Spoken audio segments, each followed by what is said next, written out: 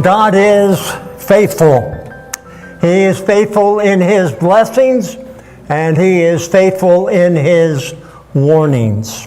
He warned the people of Israel to have nothing to do with false gods and idols, and when they disobeyed Him, He sent them to the lands of those false gods and idols to become their captives.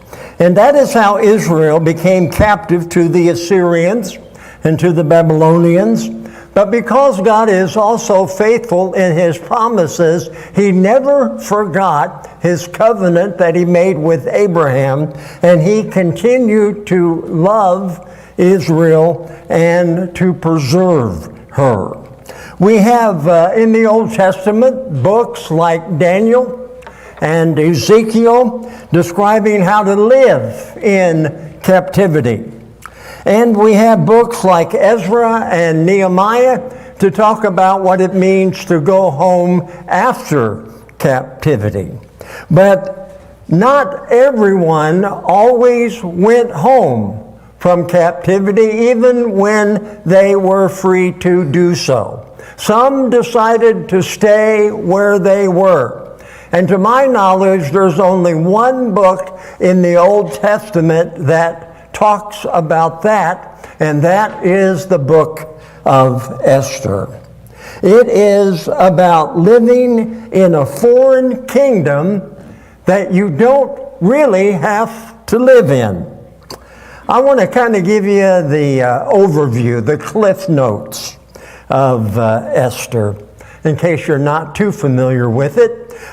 Xerxes is the king of Persia. It is the greatest kingdom on earth. At about 500 BC or so, it consists of 127 provinces that run from India all the way over past Ethiopia. One day, Xerxes becomes mad at his current queen, and so he wants a new one. Immediately, there is a nationwide search for the most beautiful woman in the land that the king could make his new queen. Enter one of the most underrated figures and heroes in the Bible. His name was Mordecai. He was a Jew who had lived all of his life in exile, and when the exile was over and people were free to go back to Israel, Mordecai stayed in the land that he knew. In Esther chapter 2, verse 7, you read this about Mordecai. Mordecai had a cousin named Hadassah, whom he had brought up because she had neither father nor mother. This young woman, who was also known as Esther, had a lovely figure and was beautiful. Mordecai had taken her as his own daughter when her father and mother died. Now, his adopted daughter was chosen to be part of this beauty pageant. I have often struggled to wonder what this beauty pageant was like.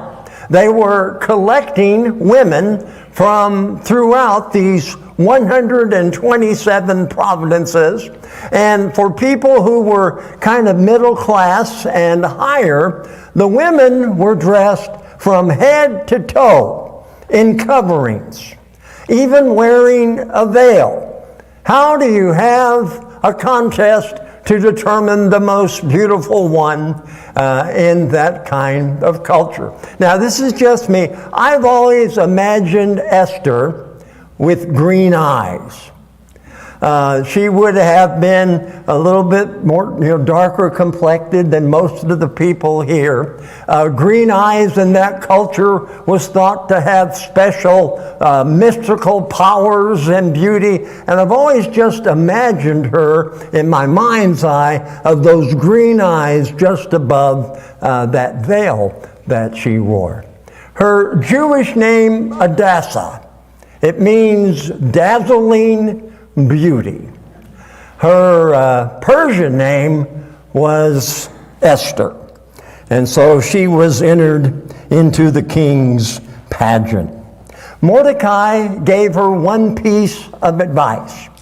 You might not want to tell anybody that you are a Jew for now.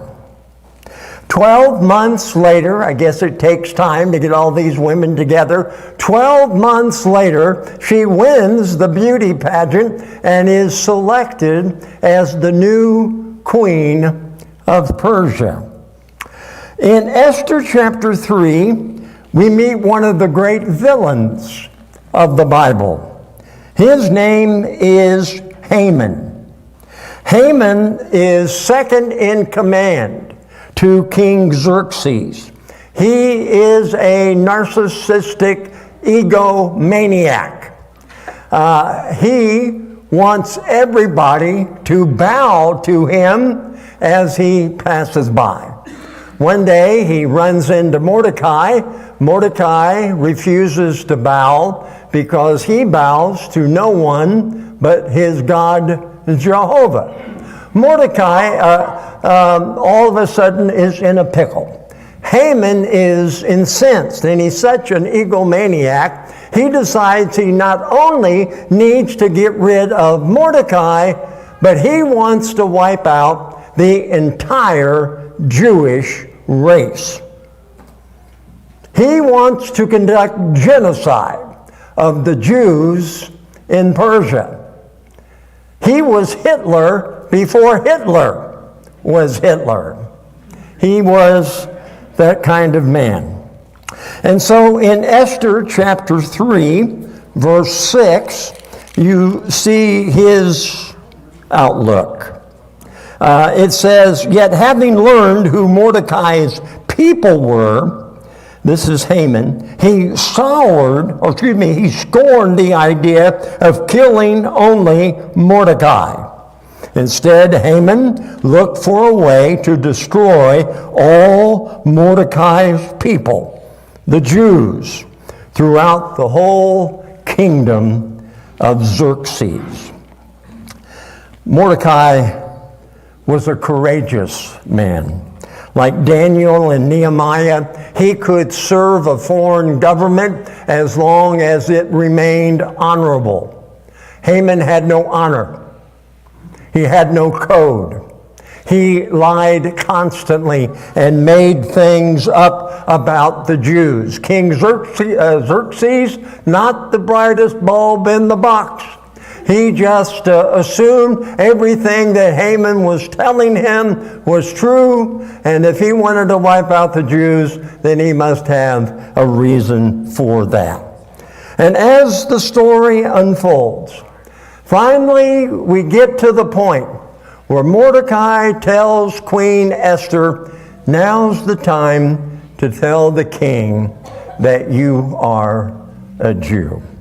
Esther chapter 4, verse 14. Mordecai says, "If you keep quiet at this time, someone else will help and save the Jewish people, but you and your father's family will all die.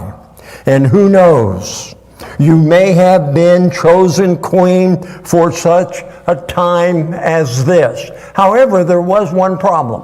If you went to see the king uninvited, you'd have your head chopped off or something similar. It was a dangerous thing to do. And so Esther had to really think about this.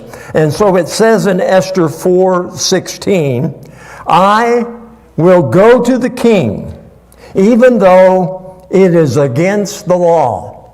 And if I die, I die." Another little twist in the story. Along the way, one day Mordecai overheard a couple of soldiers who were talking about assassinating the king. Well, he passed this on to the king and made sure that the king knew that this came from him. And the king wanted to reward Mordecai for saving his life. And so one day he tells Haman that he's going to have this giant party for a very important person. And Haman naturally assumes it's for him, because who's more important? And in fact, he has this large spike built. Most historians will suggest that in Persia they executed people by dropping them on this spike. And yes, in a little hole here. And as you wiggled and tried to get free, you'd simply slip further and further down. It was a terrible way to die. And it was kind of the forerunner of crucifixion that the Romans would perfect.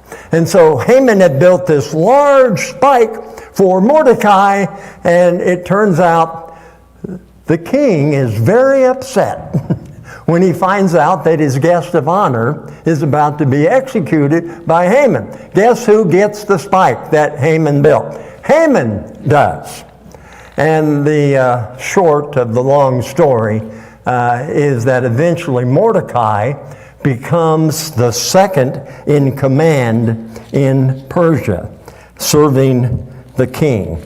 In fact, the very last verse of Esther, in Esther chapter 10, verse 3, it says, Mordecai the Jew was second in rank to King Xerxes, preeminent among the Jews, and held in high esteem by his many fellow Jews, because he worked for the good of his people and spoke up for the welfare of all the Jews. So, happy Father's Day. And you may wonder what that has to do with Esther and her story. I want to say this morning, for the sake of our kids, would you consider being an adoptive parent in the Lord? I want to say something about the nobility of spiritual adoption. And the first thing I want to mention is that we have a Heavenly Father who always works to bless us, whether through joy or hardship. I don't know if we fully understand this when we are younger, or if we truly trust it. But our God is alive, He is active, He is involved with our lives. A lot of times you don't really see that until you have lived some years, and then you can kind of look back on your life and you can sort of see God's involvement, God's hand upon your life, where you could have went left, but you went right, where this could have happened, but instead that happened, and this decision was made, and this blessing came, and then that blessing came. That's harder to see when you're younger. In fact, we live in a world where most people think they are on their own, and the world can be overwhelming. I think that's one of the reasons there are so many mental health challenges today, is because people think they are just on their own, and things are so impossible at times. I want you to know this morning that God is alive and active and continues to be faithful. There are 2 books in the Bible in which the name of God is never mentioned: the Song of Solomon and Esther.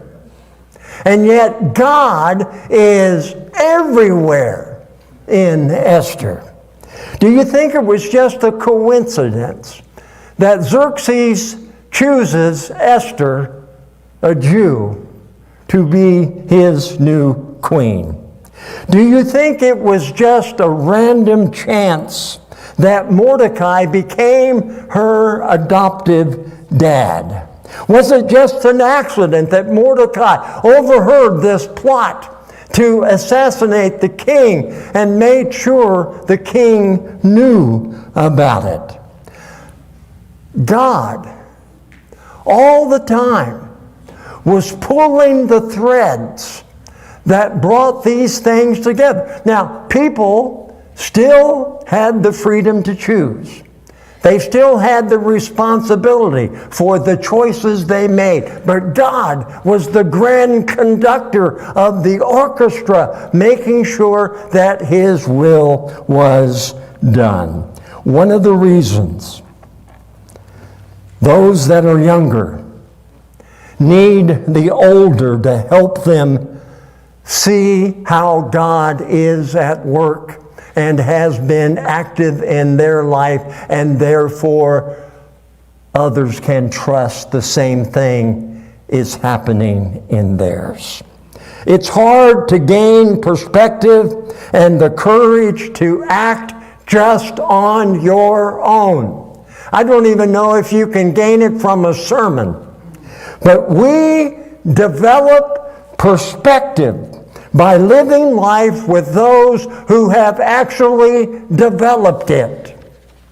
And that's important to remember. I understand the value of subdividing the congregation into a children's ministry and a youth group and a young adult group and a senior saints group, and on it goes.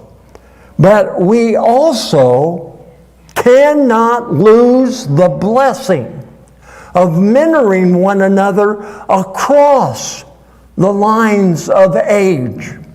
As the older are together with the younger and vice versa, as we together from time to time do great projects for the purpose of Jesus. We need that kind of interaction.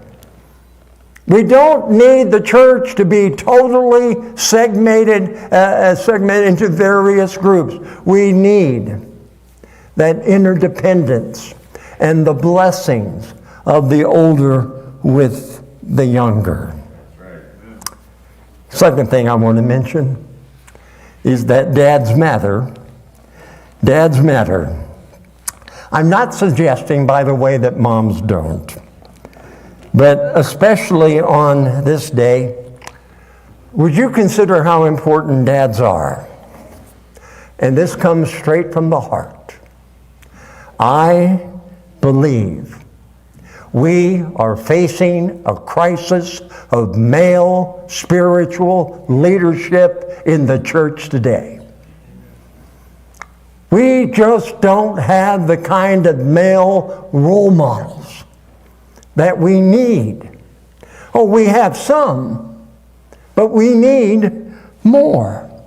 If you come from a home where one parent was a believer and the other wasn't, or if one parent was active in a spiritual church family and the other wasn't, there's about an 80% chance it was the mom who was the spiritual one and the dad was not. This happens almost every Father's Day.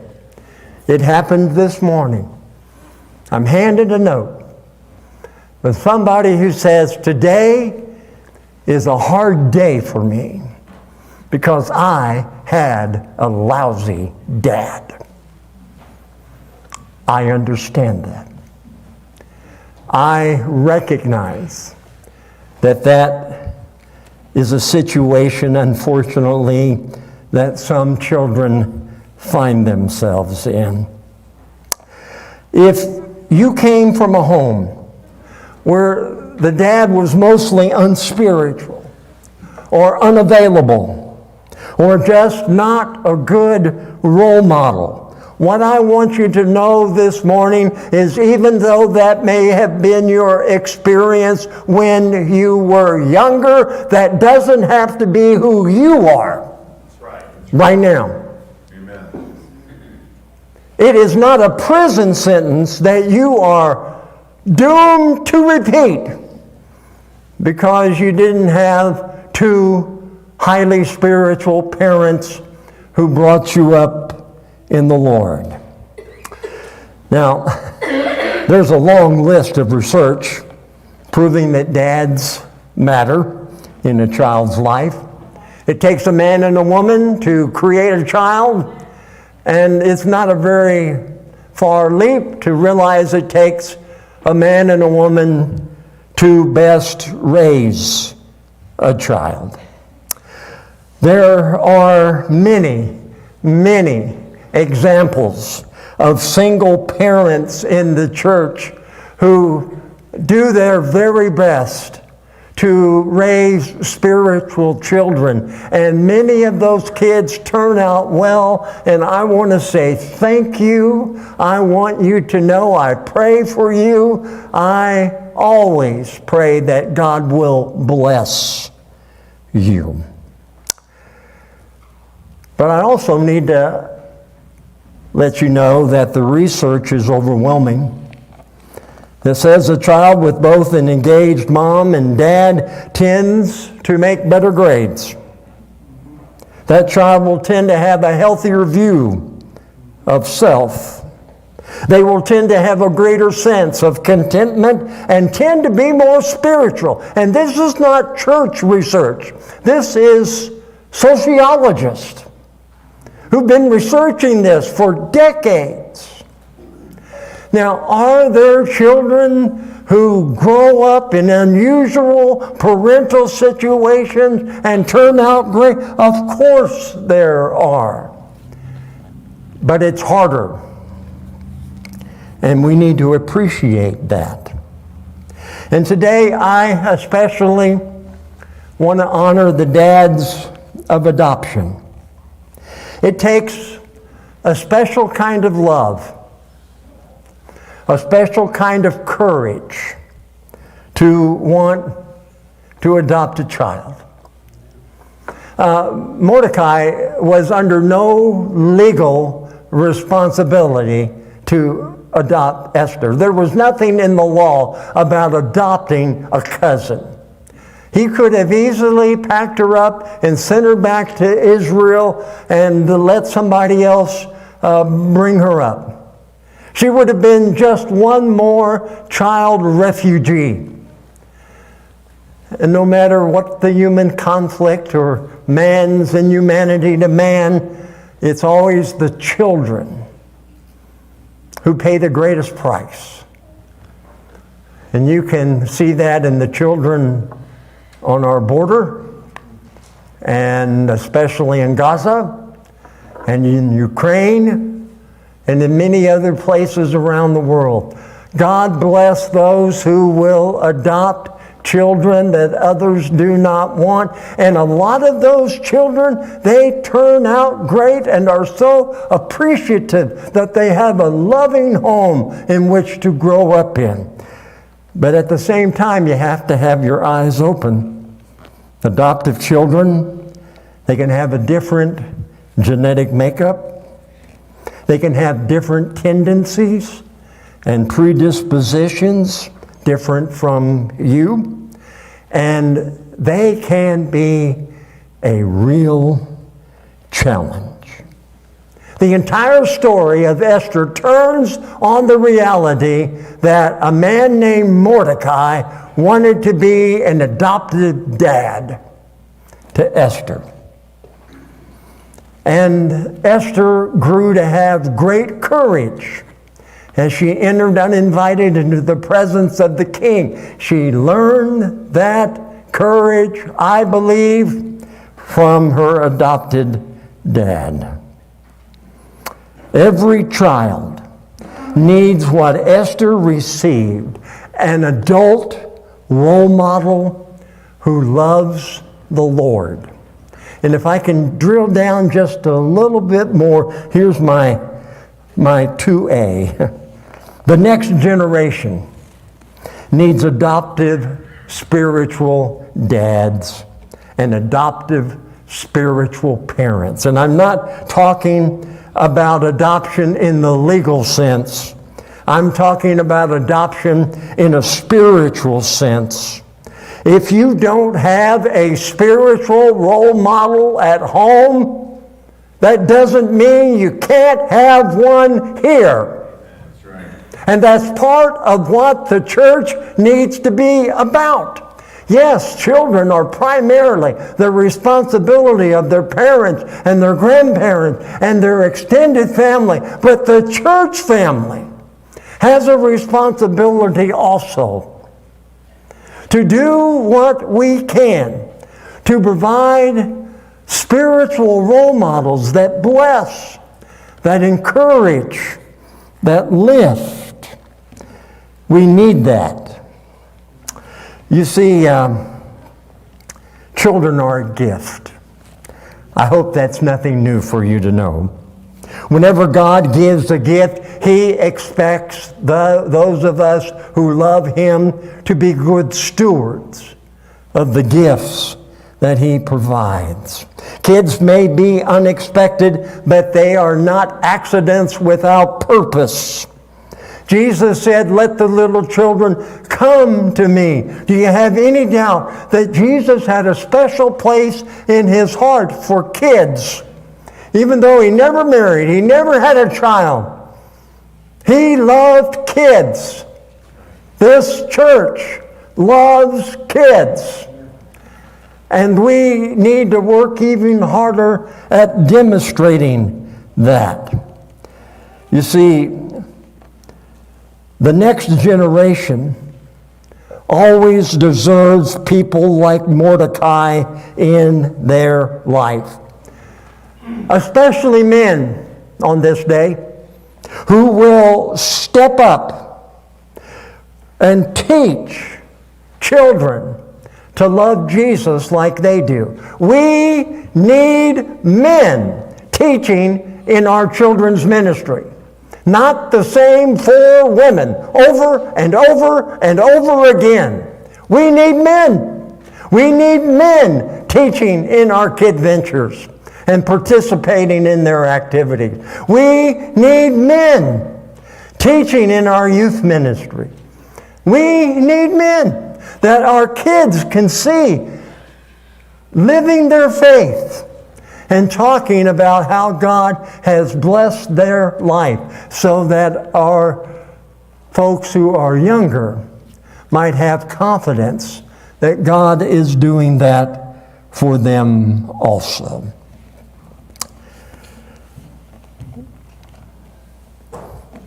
Esther grew up in a home of a man who was courageous in the Lord. Folks, values are not taught. They are caught. And folks, I want you to understand the most important words in a child's life is not, "No, don't do that," but "Follow me."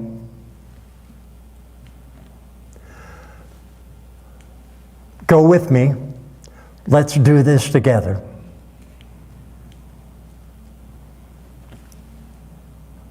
Do you know how much I love you? And how God taught me to love.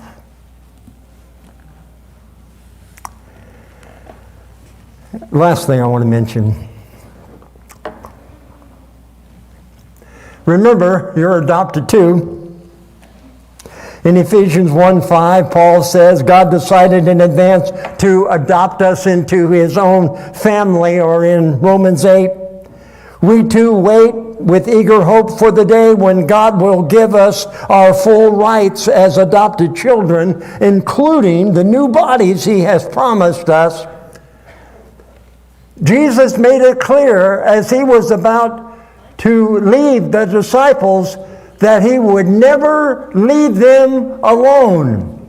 People who love the Lord and belong to Him should never feel like they are alone. Jesus said, I will not make you orphans, which is why He provided in part His Spirit and part of how He designed the church.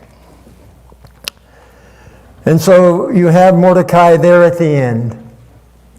At the end of Esther, fully known by the people around him as the man that Esther knew at home.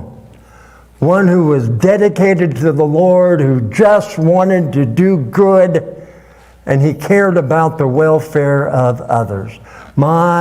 We need such examples today. I don't think I have to do much convincing to tell you there's a lot of aspects of our world that is messed up. Well, the battle belongs to the Lord, but He would like for us to join Him in the fight and to try to the very best of the gifts that He has given us, to give the gift of our time, our encouragement, our effort to bless another person. One time, many years ago, I was invited back to Iowa to do a men's retreat. I was a young preacher, like what do I know about being a dad at that point? But I talked about it, and there was men who came from all over the state, and I spoke on Friday night, most of the day Saturday. And one of the things I asked the guys to do, I passed out some index cards, and I said, I just want you to write down on this card why you exist. What is your purpose? Why are you here? And, the exercise was the point, and some of the folks shared what they had written. I never really read the cards for quite a while. It was several months, in fact, nearly a year. My dad was at that retreat. His card said, I was born so that you might be born, so I could send you out into the world.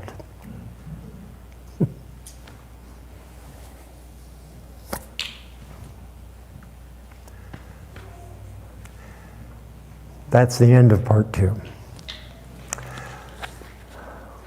There's no more important thing that we do here than to let people know our purpose is to bless you in the name of the Lord.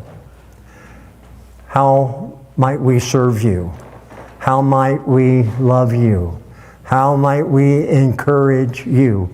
There'll be elders at the back and the front, and Scott will be setting up here after our gathering ends. Just anything we can do to pray with you, to talk with you. Maybe you're ready to give your life to Jesus. You just let us know what you believe God wants to be next in your life. Maybe as a dad. Maybe you need to take a hard look at yourself on this day. You may think, well, when my kids are grown, my time as a dad is over. I'm an occasional grandpa. It doesn't have to be over. Your dad skills are still needed here. Think on it.